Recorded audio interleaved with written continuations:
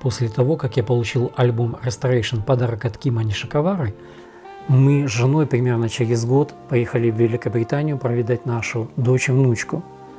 Я сообщил об этом Киму, и Ким пригласил всю нашу семью к себе в гости. Был отличный вечер, вкусные блюда, приготовленные гостеприимной хозяйкой дома, хорошее вино и приятная беседа. Я тогда спросил у Кима о возможности побывать на концерте группы Colosseum. К моему счастью, ближайший концерт должен был состояться через несколько дней в Милтон-Кинс.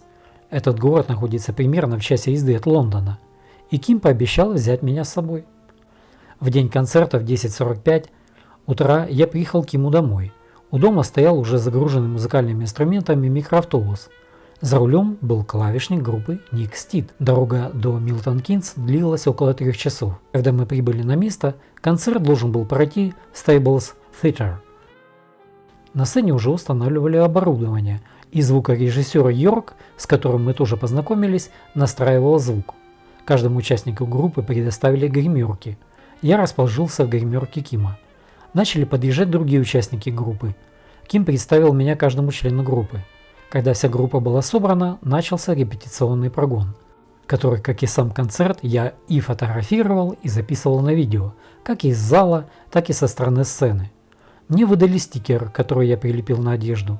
В стикере было указано, что я член команды группы. Это дало мне возможность свободного перемещения как в концертном зале, так и за кулисами. Репетицию на сцене, разогрев и настройку уровня звучания каждого инструмента закончили примерно за час-два до начала концерта. Затем у группы был отдых и время, чтобы переодеться для выхода на сцену. Хочу отметить, что задержек с анонсированным началом концерта не было. Эти ребята уважают свое и чужое время. Мы хорошо знаем, как многие исполнители любят задерживать начало своего концерта. На мой взгляд, это проявление неуважения к аудитории. Группа Colosseum начала концерт в строго назначенный час. Публика принимала группу очень тепло, в зале ощущался энергетический заряд, передаваемый музыкантами со сцены. Группа легко и быстро увлекла публику.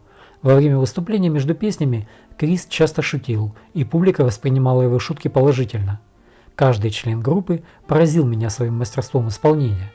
Конечно, каждый из музыкантов группы выложился на своих изумительных соло.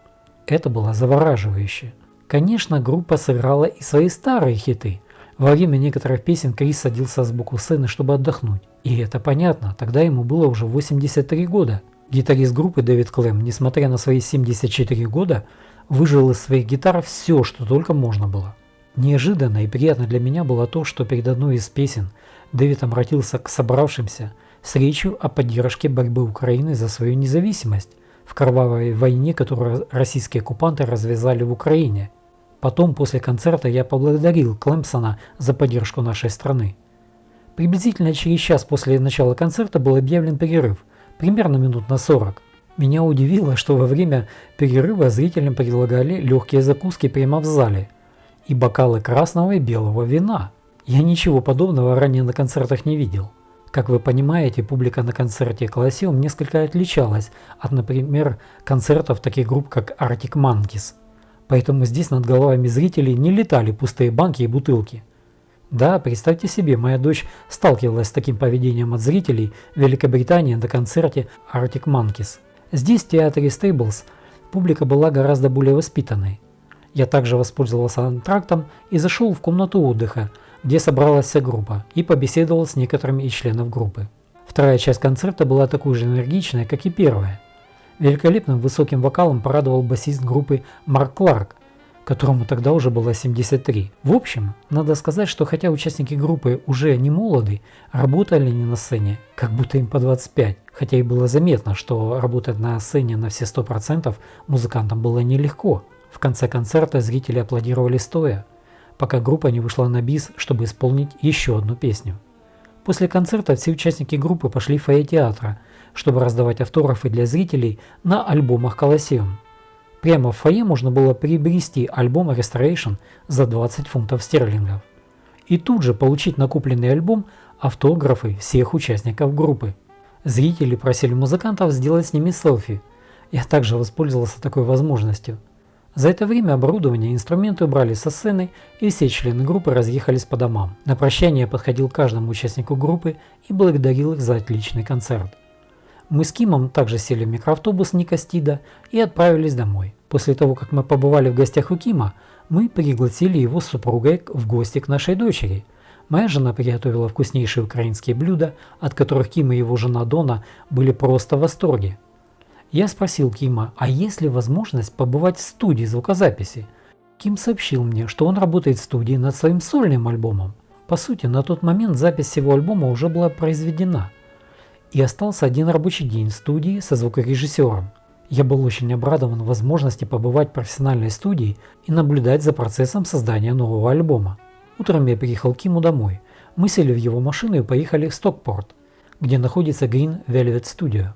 Когда мы зашли в студию, Ким познакомил меня со звукорежиссером Джонни Вудхедом. Джонни оказался очень дружелюбным и приятным человеком. Было видно, что он хорошо знает свое дело. Я впервые наблюдал, как делается мастеринг записи. Это очень кропотливая и точная работа. Весь песенный материал джазового альбома Кима уже был записан. На альбоме Ким играет на саксофоне, а его друзья, которых Ким пригласил для записи своего альбома, исполнили партии на контрабасе, клавишных и барабанах. Ким и Джонни погрузились в работу. Я сидел рядом с ними и наблюдал за процессом, прослушивая каждый трек альбома по несколько раз. Музыка альбома мне понравилась. Чуть позже, после перерыва в работе, я попросил Джонни позволить мне поиграть на инструментах, которые присутствовали в студии, а их там хватало. Я попробовал играть на 3 разных гитарах, и одна из них мне очень понравилась. Очень удобный инструмент для игры. Я первый раз такой встречаю. Гитара первый раз у тебя в руках, а ты играешь на ней так, как будто всю жизнь только на ней и играл. Под конец дня мастеринг альбома был завершен, и мы вернулись домой. Я поблагодарил Кима за возможность познакомиться с работой в студии. Впервые я посетил теле- и радиостудии, когда мне было 17 лет. Это было еще в конце 70-х, еще в СССР. Группа, в которой я играл, дважды выступала по телевидению и пару раз записывалась на радио. Я тогда играл на гитаре в Виа под названием «Гармония». Остались с тех дней очень приятные воспоминания.